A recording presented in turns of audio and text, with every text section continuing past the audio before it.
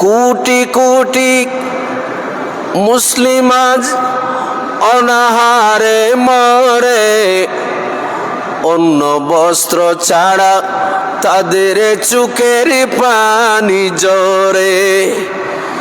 বিশ্ব মুসলমান এক হয়ে যান, মোদের অন্তরে ঈমান হাতে নিয়ে পাক কোরআন তুলব জয় নিশান। আমরা মুসলমান, আমরা নওজওয়ান, মোদের অন্তরে ঈমান হাতে নিয়ে পাক কোরআন তুলব জয় নিশান। সালাতুন ইয়া আলাইকুম। বিধর্মীরা আজ কত অত্যাচার করে, লক্ষ কোটি বিশ্বব্যাপী মুসলিমদের উপরে। বিশ্ব মুসলমান এক হয়ে যান, মোদের অন্তরে ঈমান, ও মোদের অন্তরে ঈমান হাতে নিয়ে পাক কোরআন তুলব জয় নিশান। হাতে নিয়ে কোরআন সুন্নাত তুলব জয় নিশান। সালাতুন ইয়া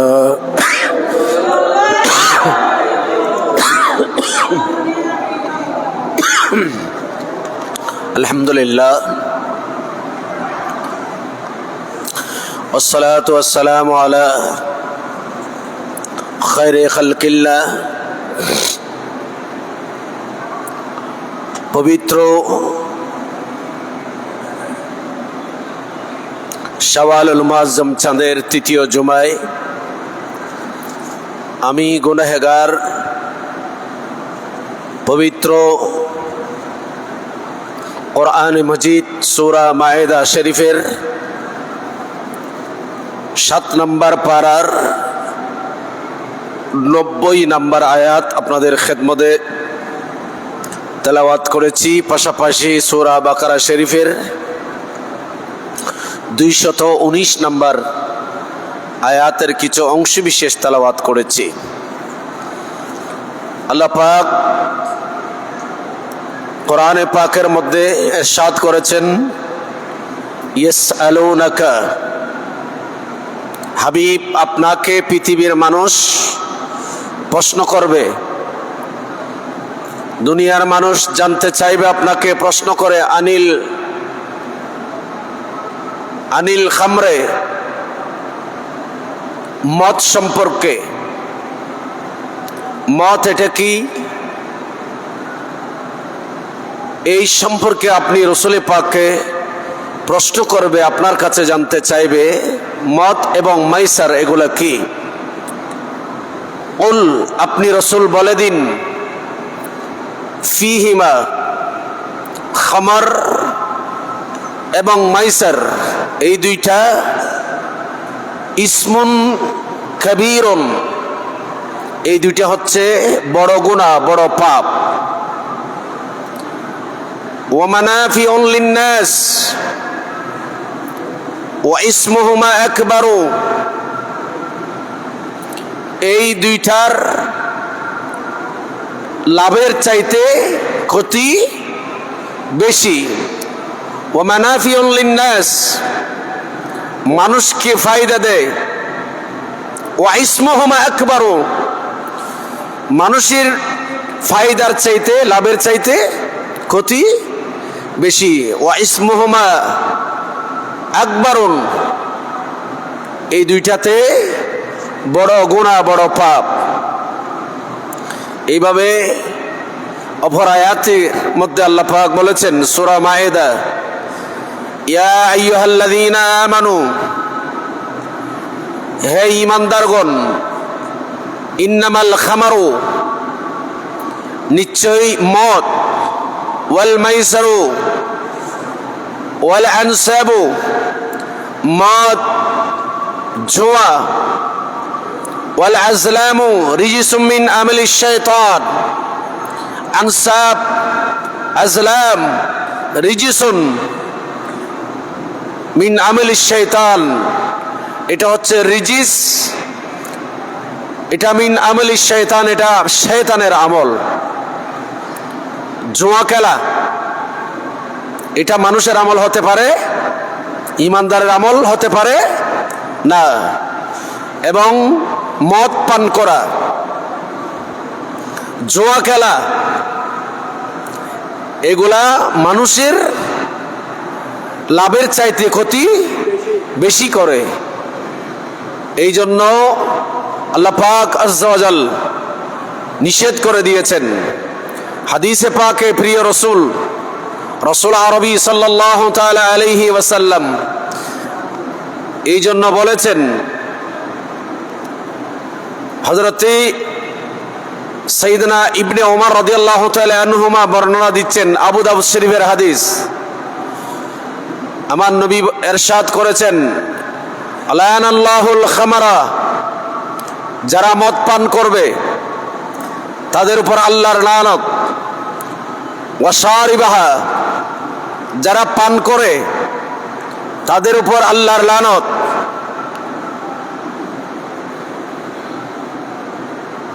ওয়া মুবাইহা, যারা মদ বেচাকেনা করবে তাদের উপর আল্লাহর লানত। এভাবে যারা বহন করবে, যারা মদ বানাবে, যারা মদ বিক্রি করবে তাদের উপর আল্লাহর রসুল লানত করেছেন। এইভাবে রসুল কারীম সাল্লাল্লাহু তাআলা আলাইহি ওয়াসাল্লাম আরেকটি হাদিসে পাকের মধ্যে বর্ণনা করেছেন। সাইয়েদনা আবু হুরায়রা রাদিয়াল্লাহু তাআলা আনহু বর্ণনা দিয়েছেন, এভাবে মদ, জেনা, ব্যভিচার, জুয়া খেলা, এই জাতীয় এগুলাকে রাসূল আরবি সাল্লাল্লাহু তাআলা আলাইহি ওয়াসাল্লাম এমনভাবে আমাদেরকে নিষেধ করেছেন। আমাদের দেশে এখন দেখা যাচ্ছে মুসলিম সমাজ এখন ধ্বংস হচ্ছে, কয়েকটা কারণ এগুলাকে আমার রাসূল নিষেধ করেছেন। এক নম্বর, আজকে মুসলমান জাতি নারী লোভী হয়েছে। এক নাম্বার, দুই, মুসলমান জাতি মদ, শরাব, এটার মধ্যে মুসলমান সমাজ এবং কি রাষ্ট্র আন্তর্জাতিকভাবে এগুলার মধ্যে নিমজ্জিত। শরাব বা মদ এবং নারীক্রান্ত জেনা, তারপরে আরেকটা হচ্ছে সুদ। এই তিনটি বিষয় এখন পুরো বিশ্বের মুসলমানদেরকে কি করেছে? ধ্বংস করেছে। আমার নবী এই কথা বলেছেন, আমার উম্মত শিরিক করবে এই ভয় আমি রাসূলের পাকের কাছে নাই। তার মানে আমার উম্মত শিরিক করবে না, আমার উম্মত দুনিয়া লোভী হবে। দুনিয়া লোভীর মধ্যে, দুনিয়ার লোভের মধ্যে অট্টালিকা, ধন সম্পদের লোভ করবে। আমার উম্মত ফিতনা ফাসাদে জড়াবে। আমার উম্মত মদ খাবে, মদের নেশায় আমার উম্মত ধ্বংস হয়ে যাবে। আমার উম্মত নারী কেলেঙ্কারির মধ্যে পড়বে, জেনা বদমাশির মধ্যে। এই যে বিষয়গুলোতে লিপ্ত হলে যে ধ্বংস অনিবার্য, এই জন্য রাসূল আরবি সাল্লাল্লাহু তাআলা আলাইহি ওয়াসাল্লাম আমাদেরকে নিষেধ করেছেন। নবী বলেন, যারা জেনা করে, যারা মদ পান করে, তাদের ঈমানটা কোথায় থাকবে? আমার নবী বলেন, সাইয়েদনা আবু হুরায়রা রাদিয়াল্লাহু তাআলা আনহু থেকে বলেন, মান জানা ওয়া শারিবাল খামারা নাযা আল্লাহু মিনহুল ঈমান কামা ইয়াখলাউল ইনসান আল কামিস মিন রাসিহি। আমরা আমাদের জামাগুলা খুলি কোন দিকে? আমাদের জামাগুলা এইভাবে ধরে মাথার উপর দিকে খুলে ফেলি। আপনি যেই জামাই পরেন, আমরা ফুলি কি এইভাবে মাথার উপর দিয়ে আমাদের জামাগুলো আমরা খুলে ফেলি। আমার নবী বলেন, আমার উম্মত মুসলমান যখন মানজানা, যে ব্যক্তি জেনা করবে, বেবিচার করবে, জেনা বদমাশের মধ্যে লিপ্ত হবে, ওয়াশারিবাল খামার, মদ যখন পান করবে, নাজা আল্লাহু মিনহুল ঈমান, আমার আল্লাহ আমার ওই উম্মত আল্লাহর ওই বান্দা বন্দনী থেকে ঈমানটাকে খুলে নিয়ে ফেলে। কি করে? যে ব্যক্তি জেনা করবে, ও জেনাকারী জানি, জেনা করার সময় তখন তার ভেতরে ঈমান থাকবে না। যে ব্যক্তি মদ পান করবে, মদ পান করার সময় যখন সে মদ পান করছে, নারী বলুন পুরুষ বলুন, মদ পান করার সময় তখন তার ভেতরে ঈমান থাকে না। নাজা আল্লাহু মিনহুল ঈমান, তার ভেতর থেকে আমার আল্লাহ পাক আযজা ওয়া জাল ঈমানকে উঠায় নেয়। কামা ইয়াখলাউল খামিস আল কামিস মিন রাসিহি, যেমনি ভাবে নিজের জামাটাকে মাথার উপর যেমনি ভাবে খুলে নেওয়া হয়, যে ব্যক্তি মদ পান করে, জেনা করে, জেনা বদমাশির সময়, মদ পান করার সময়, তখন তার ঈমানও আমার আল্লাহ যেমনি ভাবে জামা খুলে নেওয়া হয় মাথার উপর দিয়ে, তেমনি ভাবে তার ঈমানটাকে আমার আল্লাহ পাক খুলে নিয়ে ফেলেন। তাহলে এটা এমন, এগুলো এমন ঘৃণিত কাজ, যে কাজগুলা করলে, ওই কাজগুলা করার সময় তার ভিতরে কি থাকে না? কথা বলেন, ঈমান থাকে না। এখন আসুন সমাজের মধ্যে যে এই জাতীয় বিষয়গুলা, হাদিসে পাকে রাসূল আরবি সাল্লাল্লাহু তাআলা আলাইহি ওয়াসাল্লাম ইরশাদ করেছেন। অপর জায়গায় তাবরানী শরীফের হাদিস, ইমামে তাবরানী কত সুন্দর চমৎকার করে বললেন, ও আন ইবনে আব্বাস রাদিয়াল্লাহু তাআলা আনহুমা আন রাসূলিল্লাহ সাল্লাল্লাহু তাআলা আলাইহি ওয়াসাল্লাম, মান কানা ইউমিনু বিল্লাহি ওয়াল ইয়াউমিল আখির ফালা ইয়াশরাবুল খামরা ওয়া মান কানা ইউমিনু বিল্লাহি ওয়াল ইয়াউমিল আখির ফালা ইয়াজলিসু আলা মা'iদাতিন ইয়াশরাবু আলাইহাল খামর। আল্লাহর নবী ইরশাদ করেন, মান কানা ইউমিনু বিল্লাহ, যে ব্যক্তি আল্লাহর উপর ঈমান আনেন, ঈমান রাখেন, ওয়াল ইয়াউমিল আখির, আখিরাতের উপর ঈমান রাখেন, আখিরাতকে বিশ্বাস করেন, আল্লাহ পাকের তাওহীদকে বিশ্বাস করেন, তো নবী বলেন ফালা ইয়াশরাবুল খামরা, সে ব্যক্তি যেন মদ পান না করে, সে ব্যক্তি যেন মদ পান না করে।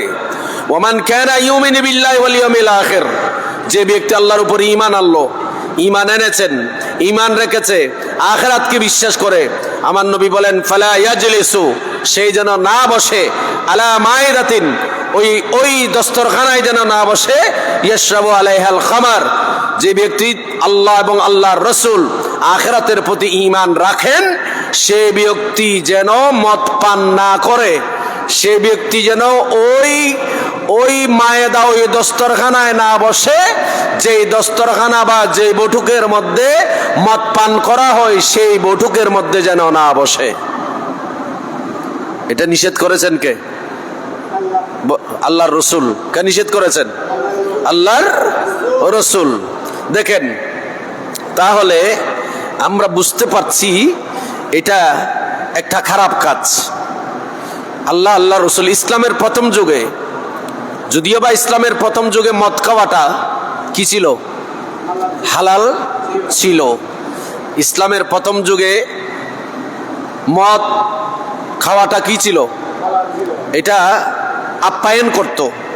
রাসূল পাক সাল্লাল্লাহু তাআলা আলাইহি ওয়াসাল্লাম মদিনা শরীফে যখন এই আয়াতগুলো নাজিল হলো, ইয়া আইয়ুহাল্লাযীনা আমানু ইন্নামাল খামরু ওয়াল মাইসিরু ওয়াল আনসাবু ওয়াল আজলামু রিজিসুম মিন আমালিশ শাইতান, এই আয়াত যখন নাজিল হলো, ফাজতানিবুহু লাআল্লাকুম তুফলিহুন, এই আয়াত কারীমা যখন রাসূল পাকের কাছে নাজিল হলো, তখন আমার নবী মদিনা শরীফের যারা সাহাবী, আনসার, মুহাজির আছে, সবাইকে আমার নবী নিষেধ করে দিলেন।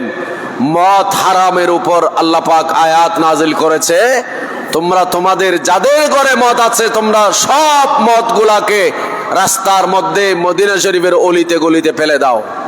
তখন মুসলিম শরীফের হাদিস, ইমাম মুসলিম রাহমাতুল্লাহ আলাইহি কত সুন্দর চমৎকার করে বলেছেন, আমার রসুল নিষেধ করার সাথে সাথে নবী যখন নিষেধাজ্ঞা জারি করলেন, আল্লাহ এবং যখন নিষেধাজ্ঞা জারি করলেন, তখন সাহাবায়ে কেরাম এত পরিমাণে মদ মদিনা শরীফের অলিতে গলিতে ফেলে দিয়েছিলেন, মদের মশক, মদের মোটকা সহ, যেন মনে হচ্ছে যেন বৃষ্টির পানিতে বন্যা হয়ে গেছে। যেমন বৃষ্টির পানিতে বন্যা হলে যেমন রাস্তাঘাট যেমন পানিতে তৈ তৈ করে, মদিনা শরীফের অলিতে গলিতে মদের একেবারে সাইলাব হয়ে গেছে। সাহাবায়ে কেরাম সব মদ নয় মদের মশক পাত্রগুলো পর্যন্ত ফেলে দিয়েছিলেন। আজকে এখন আমরা দেখতে পাচ্ছি সেই মদ এবং সেই অন্যায়গুলো আমাদের সমাজে করা হচ্ছে। একজন মানুষ যখন মদ পান করে তখন তার মাথা কি হয়ে যায়? ব্রেন, বলেন না, ব্রেন কি হয়ে যায়? নষ্ট হয়ে যায়। যেমন ফকি আবুল্লাহ সামারকান্দি রহমতুল্লাহ আলাই, হযরতে আবুল্লাহ সামারকান্দি রহমতুল্লাহ আলাই ইনি বর্ণনা দিচ্ছেন,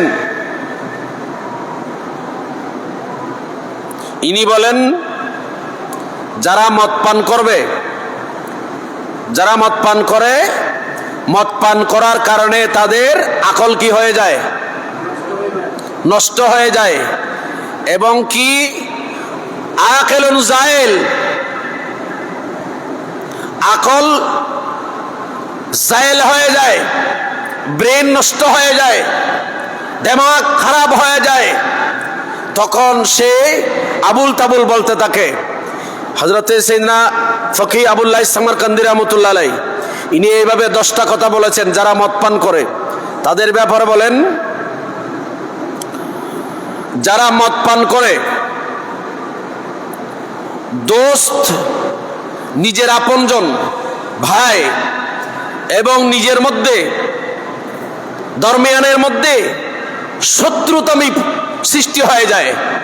যে ব্যক্তি মদ পান করে, মদ পান করার কারণে তার যখন আকল দেমাগ যখন সে ভালো থাকে না, তখন সেই তার নিজের আপনজন ভাইয়ের উপর আক্রমণ করে, নিজের ছেলের উপর, নিজের বিবির উপর, নিজের মার উপর, বাবার উপর। এরকম মদ পান করে যাদের দেমাগ খারাপ হয়ে যায়, তারা আপনজনের সাথে, তাদের সাথে শত্রুতামি সৃষ্টি হয়। জোরে বলুন না নাউজুবিল্লাহ। ইমামে ফকি আবুল্লাহ সামারকান্দি रहमतुल्लाह अलैह বলেন, नमाज और जिक्रुल्लाह से गाफिल होते हैं। যারা মদ পান করে এরা নামাজ থেকে গাফিল হয়ে যায়, আল্লাহর জিকির থেকে গাফিল হয়ে যায়। এবং মদ পান করার কারণে আপনি আওরাত কো তালাক দেতে हैं। ইমাম সামারকান্দি বলছেন যে মদ পান করার কারণে তার ব্রেন যখন ঠিক থাকে না, তখন ঘরে এসে তার বিবিকে পর্যন্ত তালাক দিয়ে দেয়। নাউজুবিল্লাহ বলেন। এইভাবে ইমামে সামারকান্দি रहमतुल्लाह अलैह বলছেন, समस्त हर गुनाह की चाबी है, हर गुनाह उसके लिए आसान है। যারা মদ পান করে, এখানে মদ বলতে কুল্লু মাসকারিন হারামুন, রাসূল পাক সাল্লাল্লাহু তাআলা আলাইহি ওয়াসাল্লাম হাদিসে পাকে বলছেন, কুল্লু মাসকারিন হারামুন, প্রতি নেশা জাতীয় বস্তু। এখন আপনি শুধু মদ মনে করবেন পানীয়, তরল জাতীয়, এটা কি শুধু মদ মনে করলে হবে না। এখন তরল জাতীয় ছাড়া আপনার ট্যাবলেটের ভেতর ট্যাবলেট হয়ে এখন আর অনেক মদ আছে, সেগুলাতে পানীয় নাই, তরল জাতীয় নাই, ট্যাবলেট। এই যে ইয়াবা বলেন, বাবা বলেন, এগুলো মদের ইস্তেলাহ, মদের খালাতো ফুফুতো ভাই, এদের সাথে এই সম্পর্ক। ইমামে সামারকান্দি रहमतुल्लाह अलैह বলেন, সমস্ত গুনার চাবি হচ্ছে মদ পান করা। নাউজুবিল্লাহ বলে, আর একটু বড় করে বলতে হবে, সমস্ত গুনার কি চাবি, চাবি। আর যে মদ পান করে তার জন্য যে কোনো গুনাহ করাটা তার জন্য সহজ হয়ে যায়। নাউজুবিল্লাহ বলেন। বলো হুজুর কেমনে আমি এখান থেকে কোরআন শরীফের একটা আয়াতের তাফসীরের দিকে যাব? এই আয়াত কোরআনে পাকের মধ্যে ওয়ামা উনজিলা আলাল মালাকাইনি বিবাবিল হারুত ওয়া মারুত, এটা কোরআনে পাকের একটা আয়াত, সূরা বাকারা, সম্ভবত 101 নম্বর আয়াত, সূরা বাকারা শরীফ।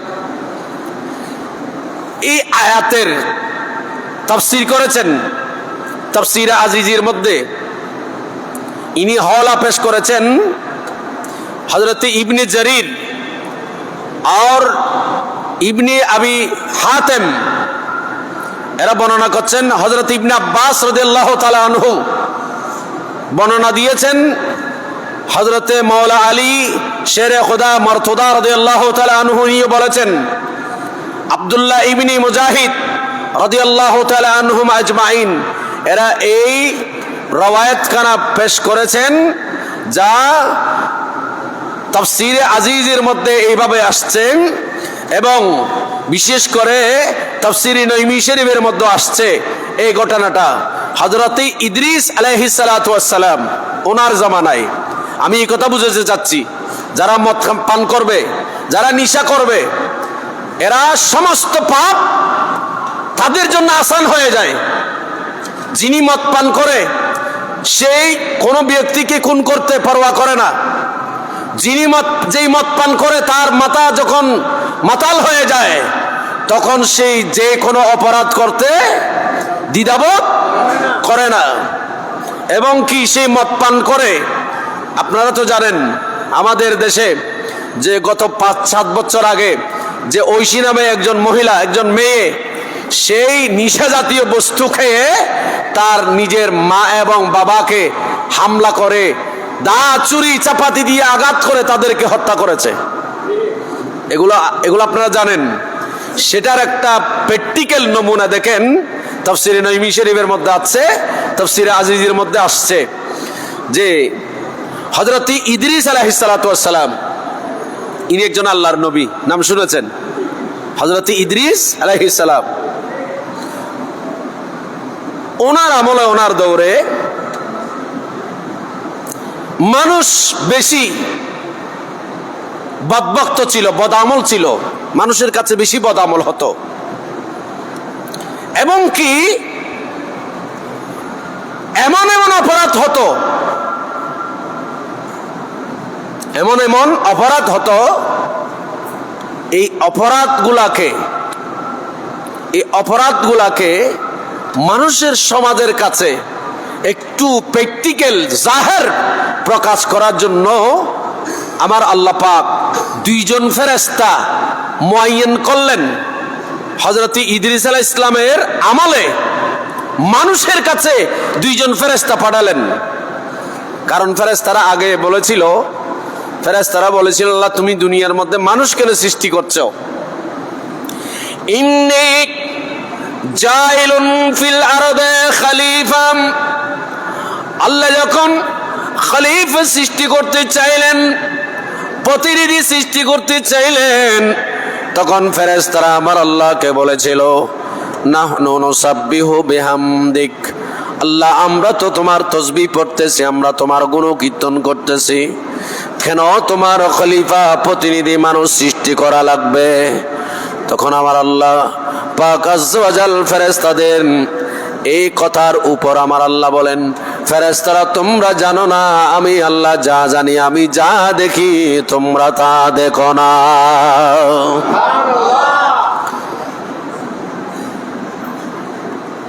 তখন আমার আল্লাহ প্র্যাকটিক্যালি ফেরেশতাদেরকে দেখাইতেছে।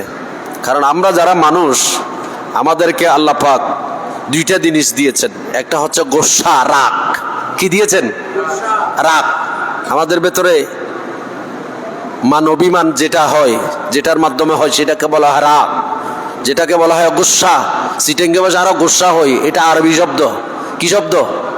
আরবি শব্দ। এবং শাহওয়াত, শাহওয়াত মানে যে শারীরিক চাহিদা, শারীরিক কি চাহিদা। শারীরিক চাহিদা বলতে সেই যৌগিক যেটা চাহিদা, খাদ্য নয়। আবার হযরত ইদ্রিস আলাইহিস সালামের জামানায় মানুষ যখন অন্যায় অত্যাচার গুলো করত, তখন মানুষের মাঝে দাঙ্গা হাঙ্গামা, মানুষের মাঝে ব্যভিচার, মানুষের মাঝে খুন খারাপি, এগুলো যখন হচ্ছিল, তখন একজন মহিলা, হযরত ইদ্রিস আলাইহিস সালামের জামানায় একজন মহিলা, ওই মহিলার নাম তাফসীরের মধ্যে আসছে, ওই মহিলা আওরাতের নাম হচ্ছে জাহেরা। মেয়েটার নাম কি? জাহেরা। এই মহিলা তার স্বামীর সাথে ঝগড়া লাগলো। কার সাথে? স্বামীর সাথে। আমাদের দেশে স্বামীর সাথে, স্ত্রীর সাথে, স্বামীর সাথে ঝগড়া হয় না? এই ঝগড়া হলো। এখন সে এখন একটা মামলা করার জন্য গেলেন, মামলা করবে স্বামীর বিরুদ্ধে। কার বিরুদ্ধে? স্বামীর বিরুদ্ধে। মামলা কোথায় করবে? স্বাভাবিক যেখানে মামলা করা হয় সেখানে। তখন আমার আল্লাহ হযরত ইদ্রিস আলাইহিস সালামের জামানায় মানুষ যখন এই খারাপ কাজগুলোর মধ্যে লিপ্ত, তখন আল্লাহ পাক আজ্জা ওয়া জাল ফেরেশতাদেরকে বললেন, এ ফেরেশতারা, তোমরা যে বলেছিলে আজ আমি মানুষ সৃষ্টি না করি, এখন মানুষরা যখন তোমরা যেটা বলতেছো করতেছে, একটা কাজ করো, আমার বান্দা এবং তোমরা ফেরেশতা এদের মধ্যে পার্থক্য যেটা, সেটা একটু আমি আল্লাহ পাক আজ্জা ওয়া জাল খোলাসা করব। এই ফেরেশতা সমস্ত ফেরেশতাদেরকে ডাকলেন, একটা কাজ করো, তোমরা যত ফেরেশতা আছো, তোমাদের ফেরেশতাদের ভেতর থেকে 2 জন ফেরেশতা আমি আল্লাহ পাককে নির্দিষ্ট করে তোমরা দাও, আমি তাদেরকে মানুষের সূরতে পৃথিবীতে প্রেরণ করব। কোন সূরতে? খুব মনোযোগ। মানুষের সূরতে আমি এই 2 জন ফেরেশতাকে কোথায় পাঠাবো? দুনিয়াতে পাঠাবো। তখন ফেরেশতারা সবাই মিলে, সমস্ত ফেরেশতারা মিলে 2 জন ফেরেশতা নির্ধারণ করলেন। এই যে সূরা বাকারা বলেছিলাম, একজনের নাম হচ্ছে বেবাবিল হারুত ওয়া মারুত, একজনের নাম হারুত আর একজনের নাম মারুত। এই 2 জন ফেরেশতাকে মুআয়্যান করলেন, নির্দিষ্ট করলেন ফেরেশতারা। এরা বলছেন, আল্লাহ আমরা এই 2 জনকে নির্দিষ্ট করলাম, তুমি এদেরকে পৃথিবীতে তুমি পাঠাও, একজন হারুত আর একজন মারুত। এরা আমাদের ফেরেশতাদের মধ্যে, আমরা এই 2 জনকে নির্দিষ্ট করলাম আবেদ হিসেবে, ভালো হিসেবে, আমাদের ফেরেশতাদের মধ্যে এই 2 জনকে আমরা দিলাম। তখন আমার আল্লাহ এই 2 জন ফেরেশতাকে মানুষের আকৃতি দিয়ে পৃথিবীতে পাঠালেন। কোথায়? পৃথিবীতে। খুব মনোযোগ। পৃথিবীতে পাঠালেন, একজন হারুত আর একজন মারুত। এই 2 জনকে যখন আল্লাহ পাক আজ্জা ওয়া জাল পৃথিবীতে যখন প্রেরণ করলেন, তখন আমার আল্লাহ এই 2 জনকে কিছু দায়িত্ব দিলেন। 2 জনকে কিছু কি দিলেন?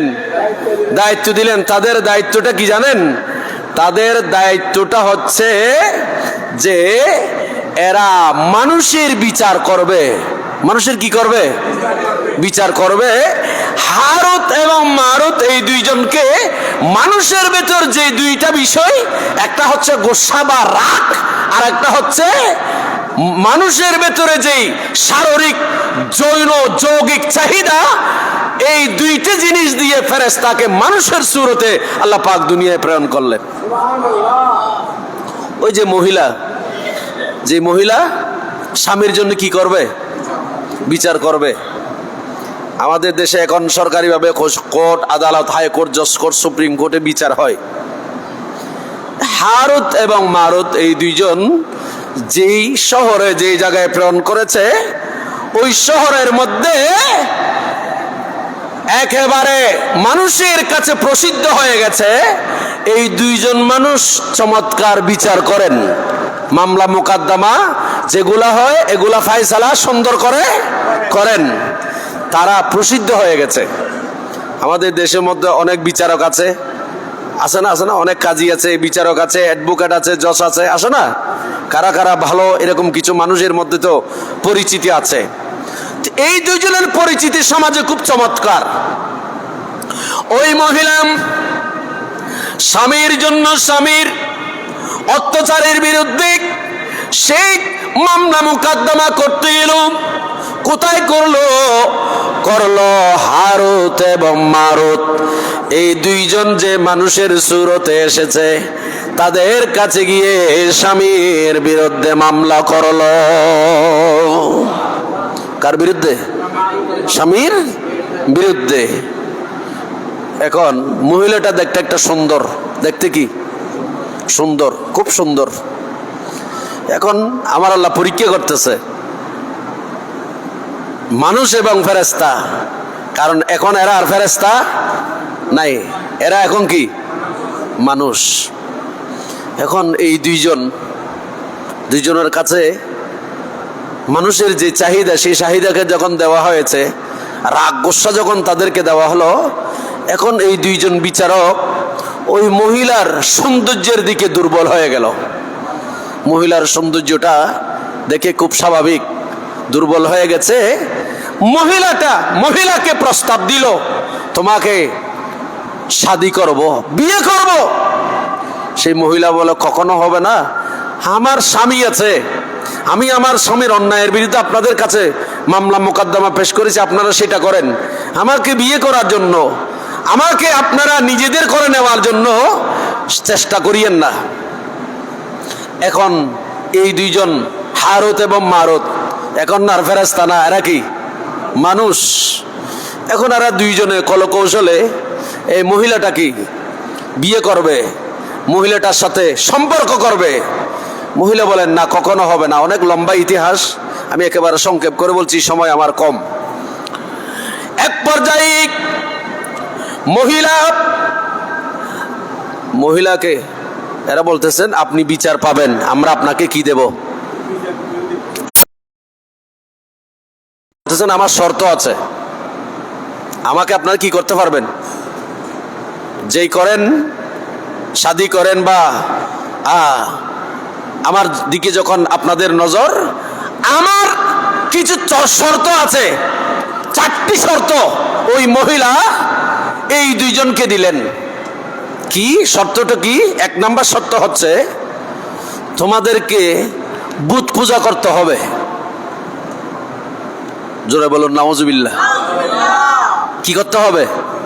আমাদের সমাজে অনেক মুসলমানের ছেলে এখন আছে, তো হয়তো আমাদের কানে কিছু কিছু আসে, আমরা দেখি অনেক মুসলমানের ছেলে খ্রিস্টান বিয়ে করেছে,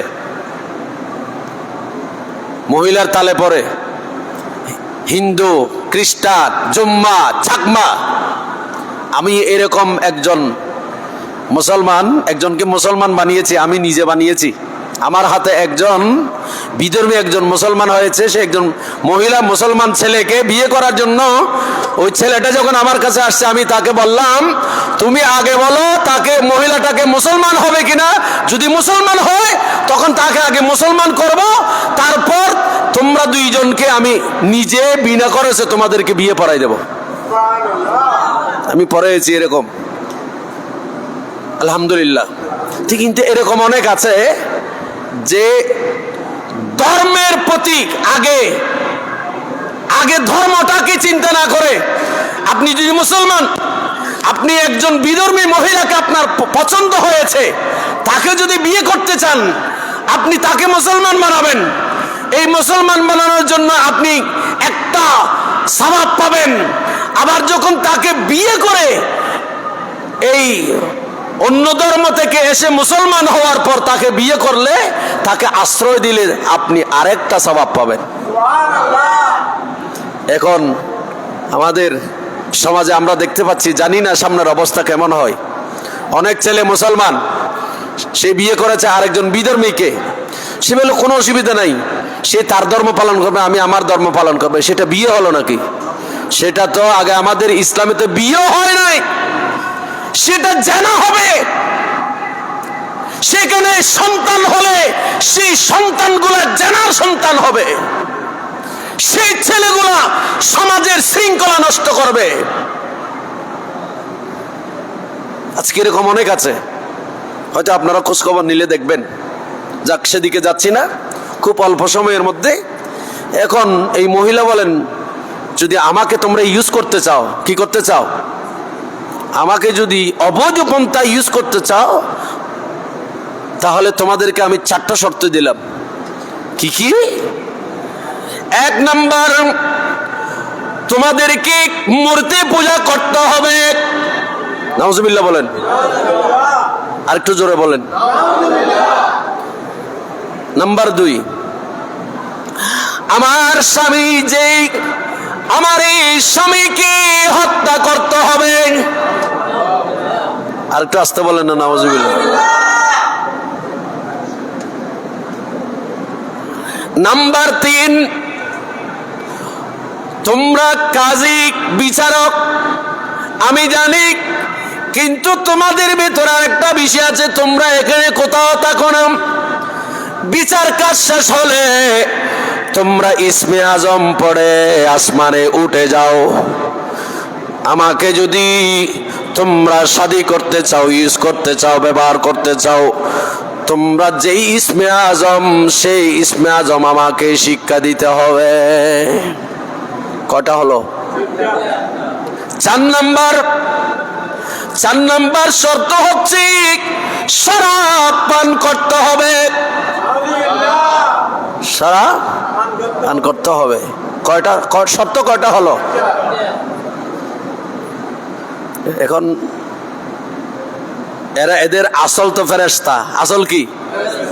একজনের নাম হারুত, আরেকজনের নাম, কোরআন শরীফের আয়াত। ওরে আল্লাহ, এরা বলতেছেন, এরা দুইজনে এখন সিদ্ধান্ত নিচ্ছে কি করব, কি করব। আল্লাহ তো আমাদেরকে 2টি জিনিস, মানুষের 2টি খাসলত আমাদেরকে দিয়েছে, একটা গোসা, রাগ, আর একটা কি? চাহিদা। বলে আমরা তো আমাদের আসল, আমরা আল্লাহর অনুগত্যকারী, আমরা কখনো মূর্তি পূজা করতে পারবো। এরা দুইজনে সিদ্ধান্ত নিচ্ছে, দেখেন, আমরা মূর্তি পূজা করতে পারবো না। মহিলাকে বলে দিলেন আমরা মূর্তি পূজা করতে পারবো। 2 নাম্বার, মানুষকে হত্যা করা এটা মহাপাপ, মহাপাপ, মহাপাপ।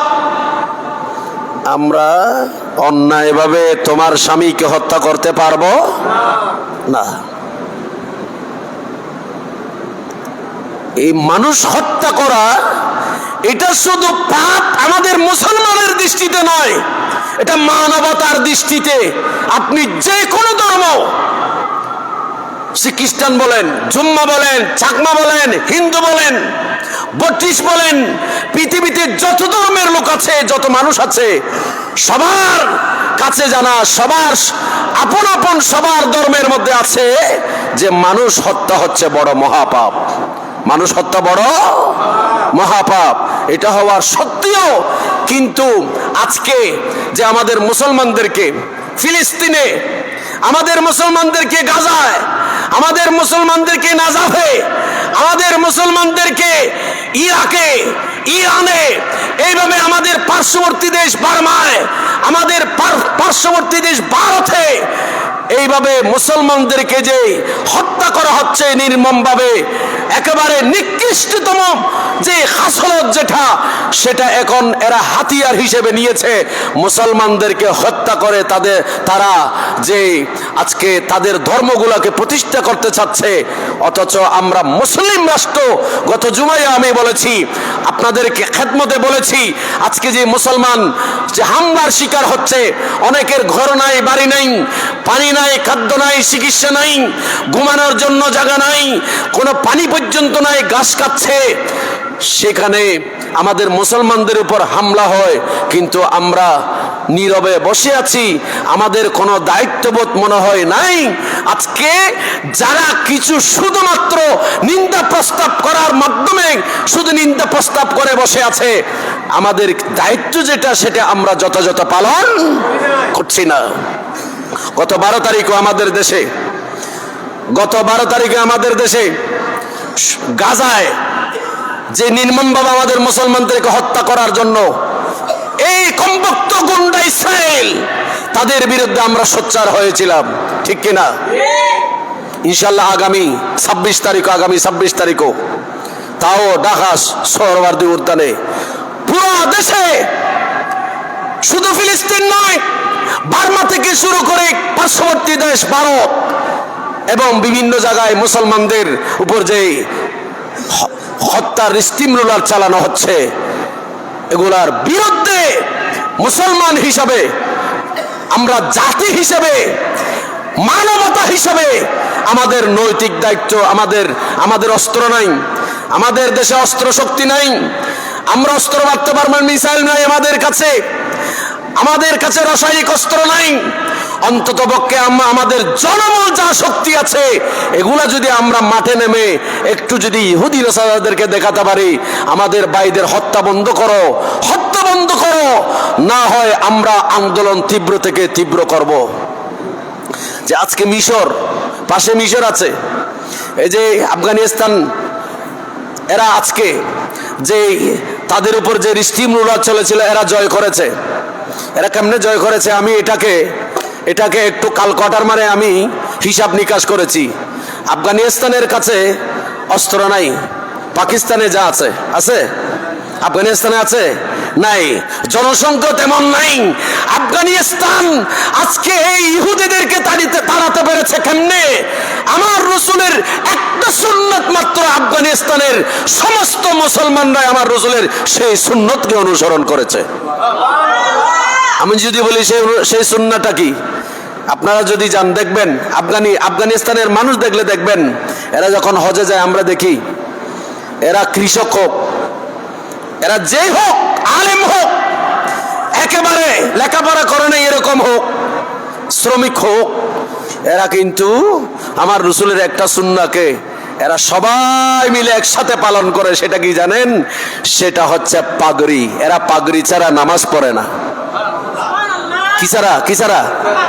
এরা পাগড়ি ছাড়া, সে আলেম হোক, সে জেনার শিক্ষিত হোক, সে একেবারে অজ্ঞ হোক, আফগানিস্তানের মানুষদের কাছে আমি খুব অবাক লেগেছে।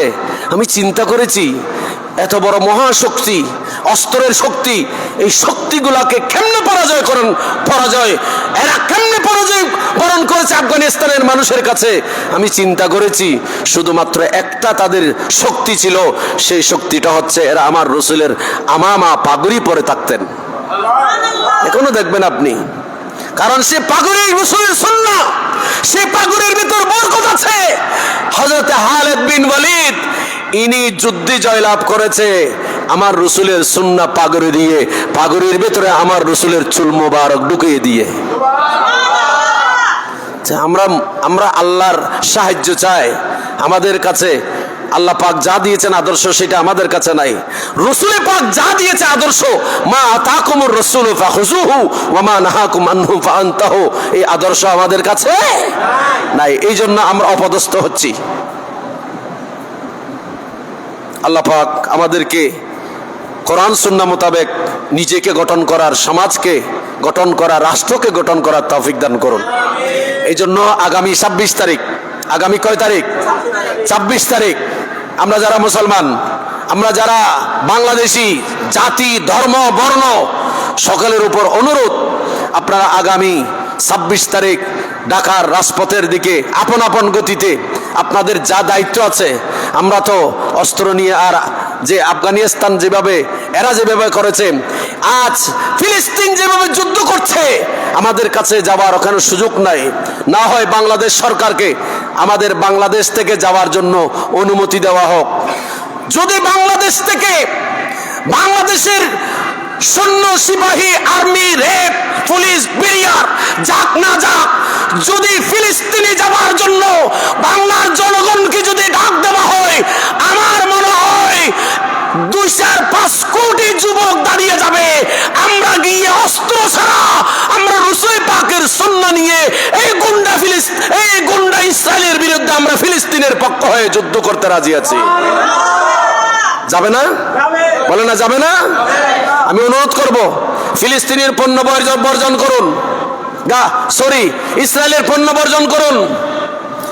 ইসরায়েলের পণ্য আপনি খাচ্ছেন, ভালো লাগছে খাচ্ছেন, কিন্তু এই অর্থগুলা দিয়ে এরা আমার মুসলমান ভাইকে হত্যা করতেছে।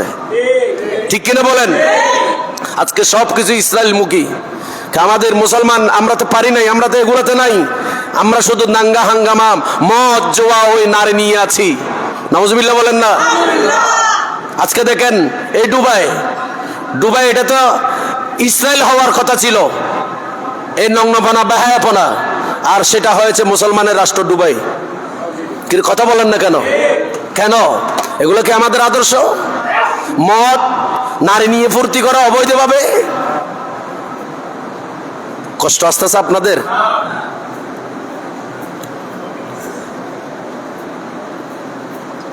তাহলে এই ফেরেশতারা বলতেছেন আমরা কি করতে পারবো না?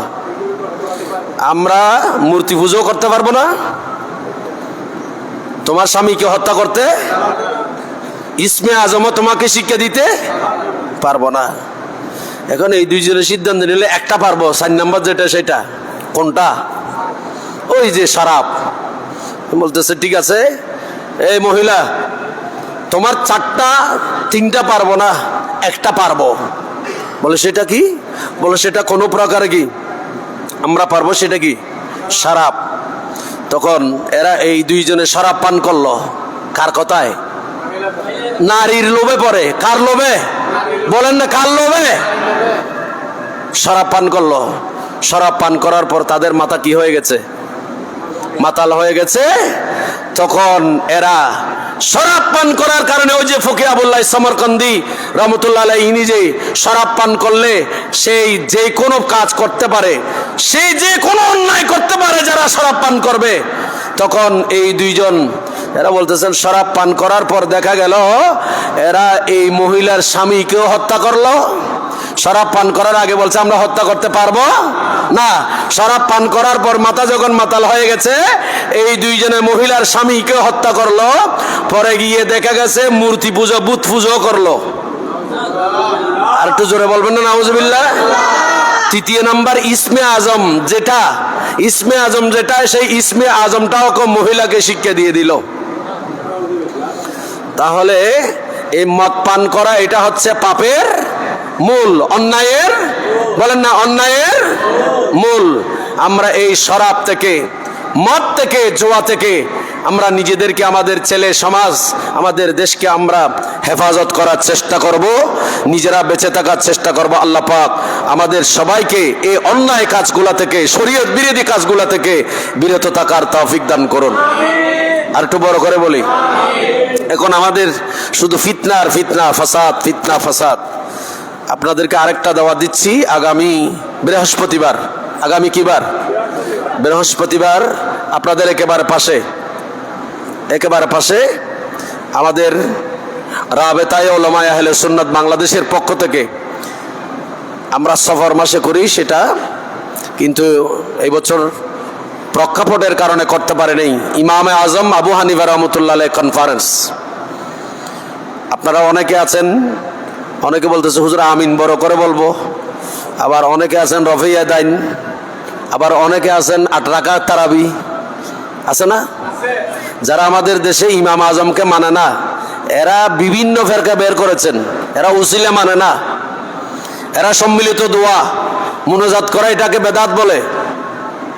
আবার দেখতে পেলাম গত 12 তারিখ যারা নামাজের পরে সম্মিলিত মুনাজাতকে বেদাত বলে, তো এরাই তো, আমরা সবাই তো সেখানে অংশগ্রহণে, আমাদের সবার অংশগ্রহণ ছিল সোহরাওয়ার্দী উদ্যানে গিয়েছে ইসরায়েলের বিরুদ্ধে বদদুয়া করার জন্য, ফিলিস্তিনের পক্ষে অবস্থান নেওয়ার জন্য। নামাজের পরে সম্মিলিত মুনাজাত বেদাত, আবার ইসরায়েলের জন্য বদদুয়া করতে গিয়ে সেখানে এইদিকে ফতোয়া দিলাম সম্মিলিত মুনাজাত বেদাত, আবার ওখানে ময়দানের মধ্যে সরওয়ার্দী উর্দানের মধ্যে সেটা আবার দাঁত হয়ে গেল। বুঝছো? কথা বলেন ঠিক কিনা? আপনি এমন কাজ কেন বলেন? যেটা করবেন না সেটা কেন বলবেন?